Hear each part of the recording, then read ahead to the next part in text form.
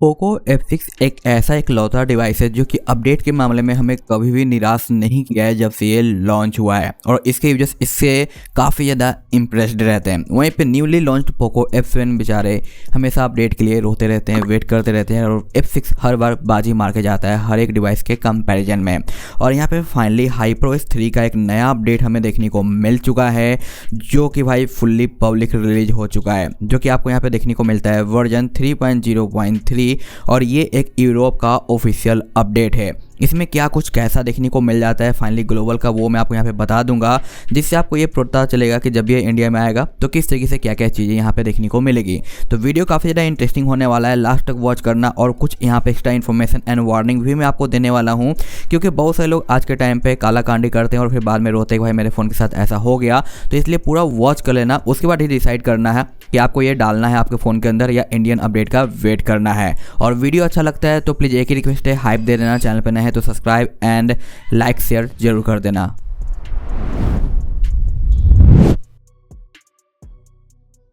पे हम इसके सारे बेसिक फीचर्स की बात करने वाले हैं, जो कुछ भी हमें नया देखने को मिलता है। सबसे पहले आपको यहाँ पे देखने को मिल जाता है जो कि हमारा अबाउट सेशन 3.0.3 का ये पहला अपडेट है, वो भी यूरोप वर्जन का। जल्दी ग्लोबल और इंडिया में भी आ जाएगा, जहाँ पे आप देख पाओगे कि हमें एंड्रॉयड वर्जन अब 16 देखने को मिल जाता है, जो कि हमारा पहले एंड्रॉयड 15 था। तो एंड्रॉयड वर्जन भी यहाँ पे अपग्रेड हो चुका है।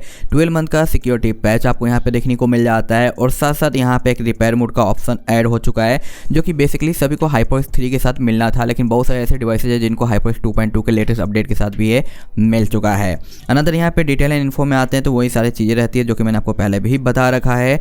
बाकी अपडेटर में हम इन करेंगे तो आप देख पाओगे कि यहाँ पे एक लंबा चौड़ा आपको यहाँ पे चेंज लॉक देखने को मिलता है, जिसमें फर्स्ट है हमारा टैग बेसिक एक्सपीरियंस इंप्रूव होना, जहाँ पे स्मूथनेस परफॉर्मेंस इनहेंस किया गया है, ऑप्टिमाइज वगैरह किया गया है। यहाँ पे हाइपर आइलैंड जो कि डायनेमिक आइलैंड है वो आपको देखने को मिल जाता है।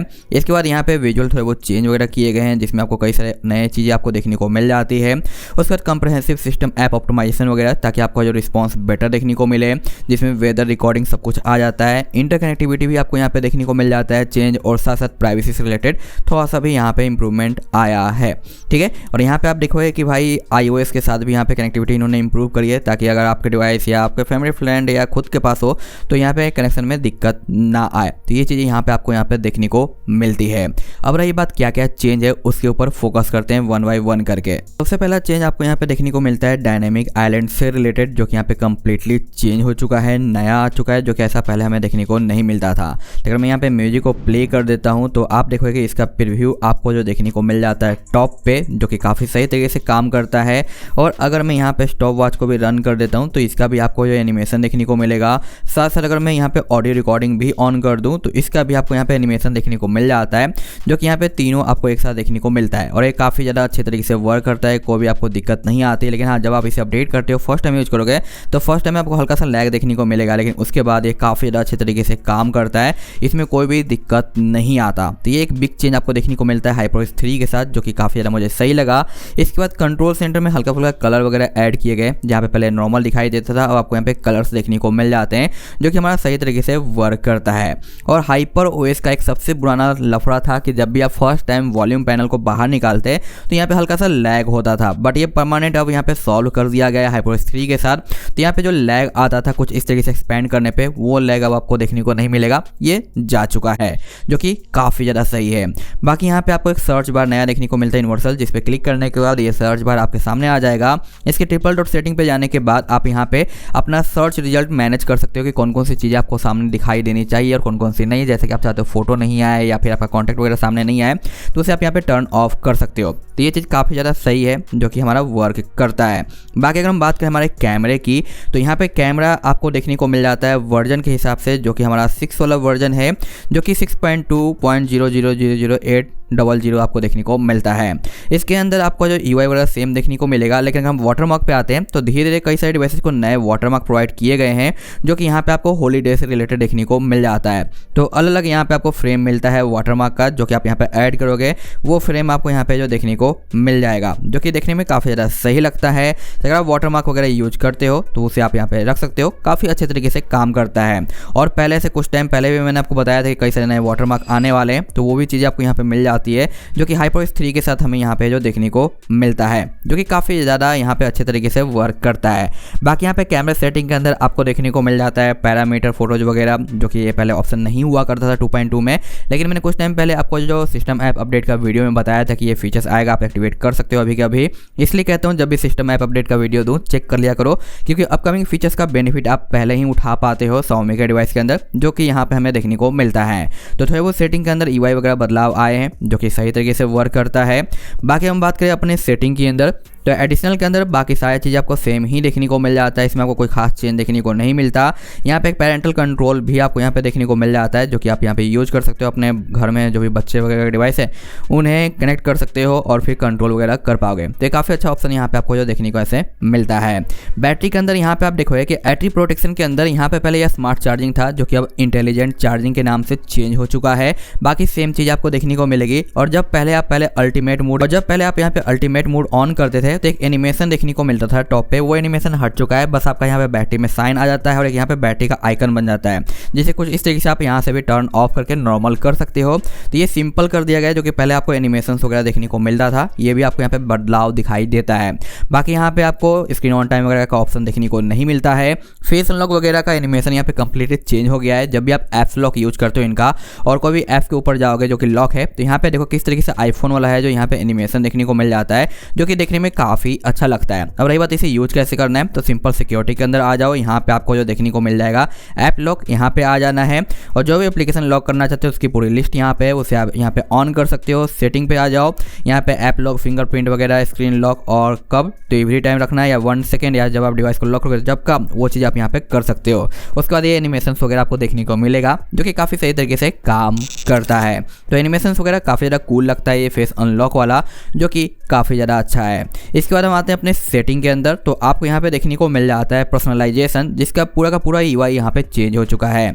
जहाँ पे ऑलवेज ऑन तो आपको वही 10 सेकंड का ही देखने को मिलता है, जिसमें कोई बदलाव नहीं किया गया है, नहीं कभी होने वाला है।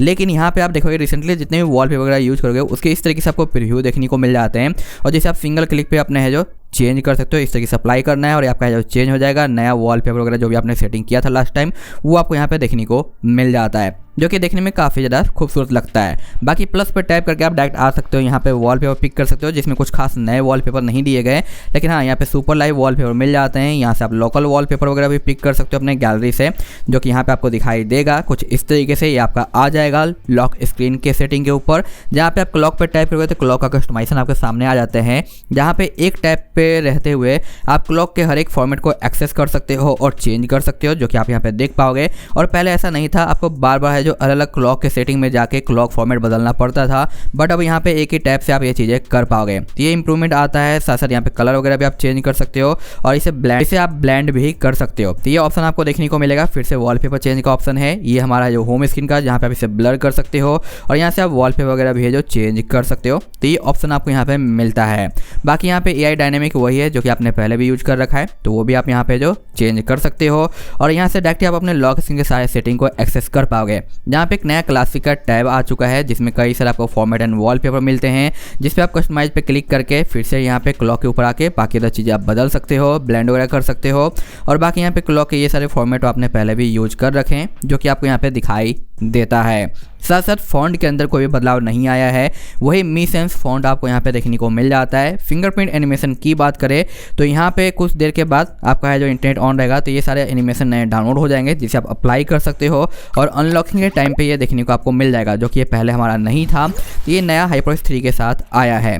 बाकी यहाँ पे आपको थीम की बात करें तो कोई भी नया थीम देखने को नहीं मिलता HyperOS के साथ, स्पेशली पोको यूजर्स के लिए, जबकि रेडमी में आपको HyperOS 3 का नया थीम मिल जाता है।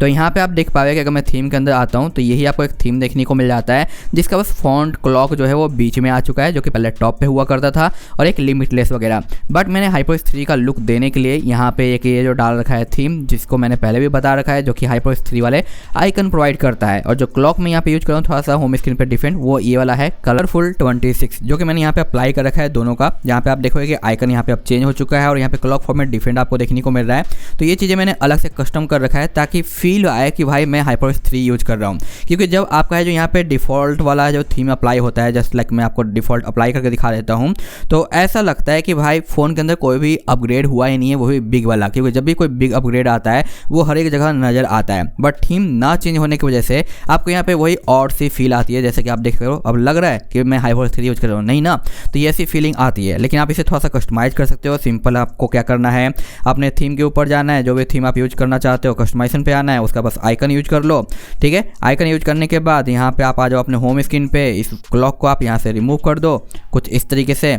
और जो भी आपको क्लॉक फॉर्मेट चाहिए, आपने थीम डाउनलोड कर रखा है, तो यहाँ पे विजेट्स के ऊपर आ जाओ और यहाँ पे आप लोकल विजेट्स पे जाओ, उस थीम का क्लॉक आप यहाँ पे ऐड कर दो, डन हो गया काम। तो इस तरीके से आप चीज़ें कर सकते हो। और बाकी आप वॉलपेपर चेंज कर लोगे तो आपको यहाँ पे एक अच्छा सा लुक मिल जाएगा होम स्क्रीन का, तब जाके थोड़ा सा ब्यूटीफुल लगता है। अदरवाइज आउटडेटेड ही जो यहाँ पे फील करवाता है। रही बात विजेट्स वगैरह, तो अभी तक मैंने कोई भी अलग से सिस्टम ऐप अपडेट नहीं किया है, तो जो कुछ भी चेंज है वो बाय डिफॉल्ट मैं आपको दिखाऊंगा। तो यहाँ पे विजेट्स वगैरह में कोई बदलाव नहीं आया, लेकिन जैसे आप ऐप वेल्ट को अपडेट कर लेते हो अलग से, यहाँ पे बहुत सारे नए विजेट्स आ जाएंगे, जो कि मैंने पहले भी आपको बता रखा है सिस्टम ऐप अपडेट वाले वीडियो में। तभी सिस्टम डिफॉल्ट ज़्यादा नहीं है, लेकिन अपडेट करते इसमें इंप्रूवमेंट आपको देखने को मिलता है। वापस आते हैं अपने सेटिंग के अंदर, तो यहाँ पे आपको देखने को मिल जाता है हमारा है जो कि डिस्प्ले, जिसमें कोई भी चेंज आपको दिखाई नहीं देता है। सारी चीज़ें यहाँ पे आपको सिमिलर ही देखने को मिलती है। बाकी नोटिफिकेशन एरिया में वही आपको बेसिक से सारे सेटिंग्स मिल जाएंगे। लॉक स्क्रीन कस्टमाइजेशन भी आपको यहाँ पे सिंपल वही होने वाला है। और बाकी इंटरकनेक्टिविटी वगैरह मुझे तो नहीं पता है कौन लोग यूज करते हैं, आप यूज करते हो या बहुत कम लोग इसे यूज करते होंगे, तो ये चीज़ आपको यहाँ पे देखने को मिल जाता है। मोर कनेक्टिविटी वगैरह में यहाँ पे सेम चीज़ें हैं, जिसमें कोई खास बदलाव नहीं आया। यहाँ पे कई सारे सिस्टम के ऐप के अपडेट मुझे नजर आए थे, जो कि मैंने अपडेट कर लिया है। आप भी जरूर कर लेना, जो कि आपके HyperOS 3 और Android 16 के हिसाब से कंफर्टेबल रहेंगे और आपको अच्छे खासे चेंज दिखाई देंगे। बाकी यहाँ पे गूगल सिक्योरिटी अपडेट जो कि 1 सितंबर 2025 का दिखाई दे रहा है, काफ़ी ज़्यादा ओल्ड है, मे भी कुछ टाइम के बाद ये नज़र आ जाएगा। तो ये भी आप एक बार देख लेना कि आपका अपडेट हुआ या फिर यहाँ पे नहीं हुआ है। और हाँ, कुछ लोग यहाँ पे कमेंट कर रहे थे कि जो यहाँ पे इसका डायनेमिक आइलैंड है, इसका कस्टमाइजेशन कहाँ पे हमें देखने को मिल जाता है। तो इसका कोई भी कस्टमाइजेशन नहीं है, बाय डिफॉल्ट ही काम करता है। बट अगर आप कहोगे तो एक वीडियो लेकर आ जाऊँगा, जहाँ पे मैं आपको पूरा डिटेल में बता दूँगा कि हाइपर आइलैंड को किस तरीके से एक्सपेंड करना है और कैसे इसके सेटिंग वगैरह को एक्सेस कर सकते हैं। वो भी अलग तरीके से आपको करना पड़ेगा, क्योंकि बाय डिफॉल्ट इसका कोई भी सेटिंग आपको देखने को नहीं मिलता है। बाकी गैलरी के अंदर भी आपको कई सारे नए चेंज आपको देखने को मिल जाते हैं। जैसे कि आप देखो यहाँ पे ब्लर आ चुका है, जो कि देखने में काफ़ी ज़्यादा सही लगता है। अनदर यहाँ पे आपको 999 जिसका एनिमेशन आप देख पाओगे चेंज हो चुका है, इसे आप कॉम्पैक्ट वगैरह भी कर सकते हो। फिल्टर के अंदर आके यहाँ पे ऑल कैमरा या फिर नॉर्मल तरीके से रख सकते हो। एक सर्च बार आपको देखने को मिल जाएगा। किसी भी फोटो को आप यहाँ पे ओपन करोगे तो बॉटम के जो आइकन है ये कम्प्लीटली चेंज हो चुके हैं। 999 पे क्लिक करने के बाद यहाँ पे देखो ये बाय डिफॉल्ट मुझे देखने को मिल गया है, जबकि इससे पहले मैंने पोको F7 के किसका मैं रिव्यू किया था HyperOS 3 का, उसमें ये आइकन बाय डिफॉल्ट नहीं था, बट यहाँ पे आइकन बाय डिफॉल्ट आ चुका है, जहाँ पे इस तरीके से टेक्स्ट एक्सट्रैक्ट करने का ऑप्शन आपको देखने को मिल जाता है और बाकी अदर ऑप्शन यहाँ पे आपको देखने को मिल जाते हैं, जो कि काफ़ी ज़्यादा सही तरीके से काम करता है। अगर मैं किसी भी फोटो को एडिट करने आता हूँ तो यहाँ पे गैलरी का नया एडिटर लुक आपको देखने को मिल जाता है, जो कि प्रॉपर तरीके से काम करता है और अच्छे तरीके से वर्क भी करता हुआ आपको नजर आ जाता है। तो ये चीज़ें यहाँ पे आपके जो बदल दी गई है, जो कि पहले ऐसा नहीं था। तो नया सा आपको गैलरी का EY वगैरह देखने को मिलता है, जो कि मुझे काफ़ी अच्छा लगा। बाकी यहाँ पे जो वीडियो टूल बॉक्स है, इसके अंदर कोई खास बदलाव नहीं आया है, लेकिन हमारा जो गेम टर्बो है वो नए EY के साथ आपको देखने को मिलता है बाय डिफॉल्ट, जिसे मैंने जेड आर्चर पे अप्लाई कर रखा है, जो कि आप यहाँ पे देख पाओगे एक नया सा लुक आपको दिखाई दे रहा है, जो कि ब्लैक में आपको पता नहीं चल रहा होगा। मैं किसी और के ऊपर अप्लाई करता हूँ, जैसे कि मैं इसे व्हाट्सएप पे ऑन करता हूँ, तो देख सकते हैं यहाँ पे आपको क्लियर दिखाई दे रहा होगा। जहाँ पे इस तरीके से हम इसका है जो वाइल्ड बूस्ट मोड ऑन कर सकते हैं और यहाँ से स्टॉप कर सकते हैं। और यहाँ पे एक आपको लाइट गेम प्ले भी देखने को मिल जाता है, बर्ड्स वगैरह वाला, जो कि आपका इंटरनेट कनेक्शन से थोड़ा बहुत काम करता है ऑनलाइन, तो आप यहाँ पे टाइम पास के लिए इसे भी यूज में ला सकते हो। बाकी बेसिक से सारे सेटिंग है जो कि पहले आपने यूज किया है वही है, बस इसका जो EY लुक है प्रीव्यू वो चेंज हो चुका है, जो कि देखने में थोड़ा ठीक लगता है। बाकी यहाँ पे आपका जो वेदर सेटिंग है ये भी थोड़ा चेंज हो चुका है। पहले यहाँ पे आपको व्हाइट टैब देखने को मिलता था, ये ट्रांसपेरेंट यहाँ पे हो चुका है, जो कि काफ़ी ज़्यादा सही तरीके से काम करता है। इतना ही नहीं, अगर आप यहाँ पे इसके कैलेंडर के ऊपर आते हो तो कैलेंडर के अंदर काफ़ी अच्छे एनिमेशन आपको देखने को मिल जाते हैं, जो कि पहला ऐसे एनिमेशन नहीं था। तो ये काफ़ी ज़्यादा यहाँ पे स्मूथ हो चुका है, यानी एनिमेशन आपको हर जगह देखने को मिल जाता है, जो कि काफ़ी ज़्यादा अच्छा लगता है। साथ साथ यहाँ पे हमारा नया फाइल मैनेजर आपको देखने को मिलता है, जिसका लुक आप देखते हो ये चेंज हो चुका है। यहाँ पे फाइल के जो आइकन है ये बदल दिए गए हैं, पहले से थोड़ा फास्ट हो चुका है, ऐप्स को थोड़ा ज़्यादा जल्दी से लोड कर लेता है। बाकी हर एक मेनू के ऊपर आपको यहाँ पे एनिमेशन देखने को मिल जाता है, काफ़ी स्मूथ तरीके से जो हमारा रिस्पॉन्स देता है, तो ये भी काफ़ी ज़्यादा यहाँ पे सही हो चुका है। बाकी जैसे कि बात करें यहाँ पे ये यूरोप वर्जन मैंने आपको बताया था, तो यहाँ पे आपको जो डायलर मिलता है वो हमारा गूगल डायलर है, ना कि हमारा है जो हाइपरओएस डायलर, क्योंकि हाइपरओएस डायलर का यूआई थोड़ा चेंज हुआ है, जो कि आपको यहाँ पे इंडियन अपडेट में ही देखने को मिलेगा, इंडोनेशिया के अपडेट में, जबकि ग्लोबल और यूरोप में हमें गूगल डायलर ही देखने को मिल जाता है। तो वही चीज़ आपको यहाँ पे नजर आ जाती है। बस जो थीम अप्लाई कर रखा हूँ उसके बाद इसका आइकन भी यहाँ पे चेंज हुआ है, जो कि देखने में काफ़ी ज़्यादा अच्छा लगा। बाकी इसमें और ज़्यादा चेंज नहीं है, लेकिन जितने भी चेंज थे मैंने आपको यहाँ पे बता दिया। अब वार्निंग यहाँ पे देना चाहूँगा उन लोगों के लिए जो कि भाई हाइपरओएस 3 को यूज करने के एक्साइटमेंट में अपने फ़ोन के अंदर विदाउट बूट लोडर अनलॉक किए हुए रीनेम मेथड का यूज करते हुए हाइपरओएस 3 इंस्टॉल कर लेते हैं, वो भी डिफरेंट रीजन का, चाहे वो चाइना का हो या फिर यूरोप का या ग्लोबल का। तो मैं आपको बता दूं कि जो भी रीनेम ट्रिक मैंने आज से पहले दिया है, 2 दिन पहले भी दिया था, उससे तो आप यहाँ पे स्विच कर जाओगे, लेकिन वापस अगर आपको फ्यूचर में बैक जाना होगा इंडिया पे तो ये नहीं कर पाओगे, आपको बूट लोडर अनलॉक करना पड़ेगा, तब जाके यहाँ पे होगा। और चाइना में बूट लोडर को फुल्ली है जो ब्लॉक कर दिया गया है, जिसका इन्फॉर्मेशन मैंने आपको अपने टेलीग्राम पे भी प्रोवाइड कर दिया था, जो कि बूट लोडर अनलॉकिंग चैनल पे है, जहाँ पे मैं पेड सर्विस वगैरह देते रहता हूँ बूट लोडर अनलॉकिंग का, और इसके नाम पे बहुत आजकल स्कैम वगैरह भी होता है, जिससे रिलेटेड भी मैं यहाँ पे आपको चीज़ें प्रोवाइड करता रहता हूँ।